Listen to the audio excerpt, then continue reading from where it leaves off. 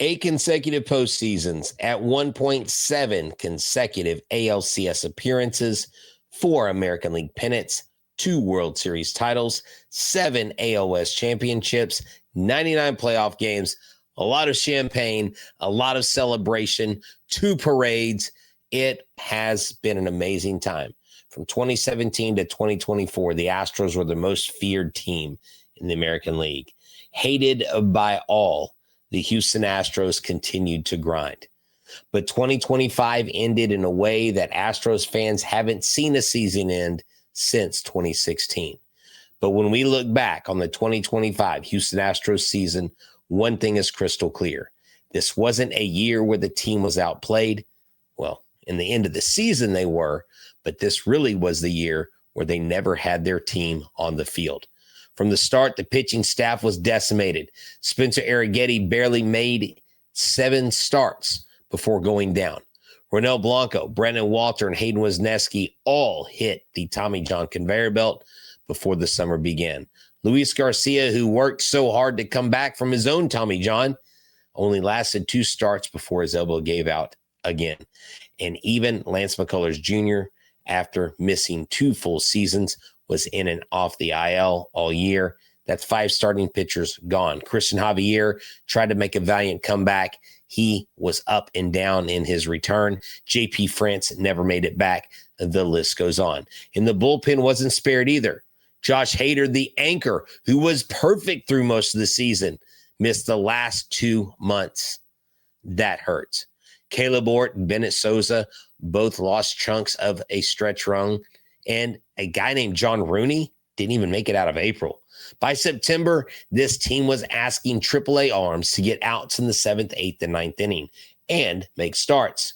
And it wasn't just the arms. The lineup was a revolving door. Yordan Alvarez, the heart of the order, only played 48 games. The hand injury hampered him all season long. Late, unfortunate, the ankle injury as he crossed home plate and twisted his ankle. Then Isaac Paredes, at one point was the club's leader in home run and RBI, would go out until valiantly trying to come back with a hamstring that was not 100% to try to help this team get over into the playoffs for a 9th straight consecutive year. It didn't work. Jeremy Pena and Brendan Rodgers also each missed big pieces of the season. Even the infield without a steady core. Now, Carlos Correa did come back, but it was a little bit too late.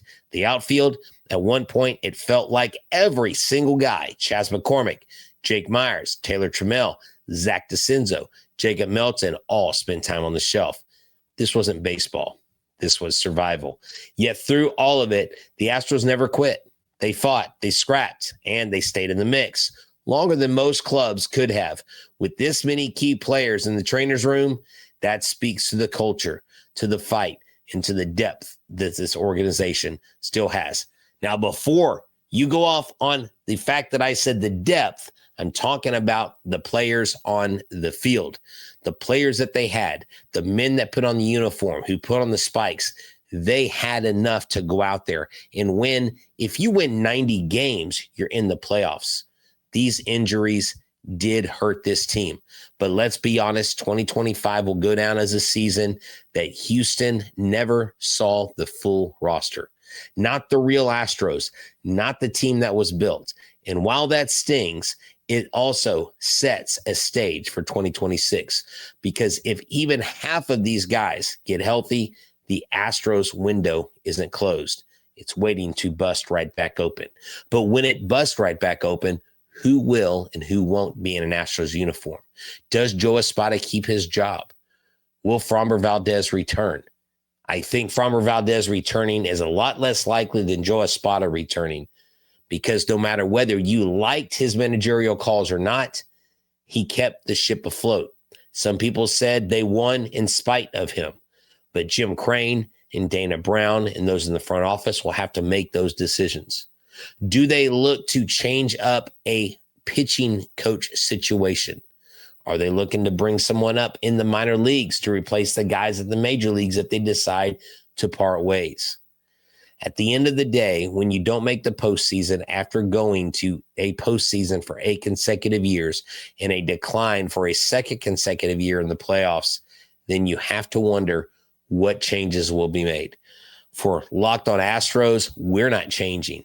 We're not going anywhere. Eric and I love this show. We love our followers. We love our listeners. We thank you so much for helping us grow to 15,000 this year. We will be around during the playoffs to talk baseball. We will be around during the playoffs to talk next season, to talk off season. So stick with us. Remember, no show does more. From myself, from Eric Heisman, and everybody at Locked On Astros, remember, we're your team every single day. Go Stros.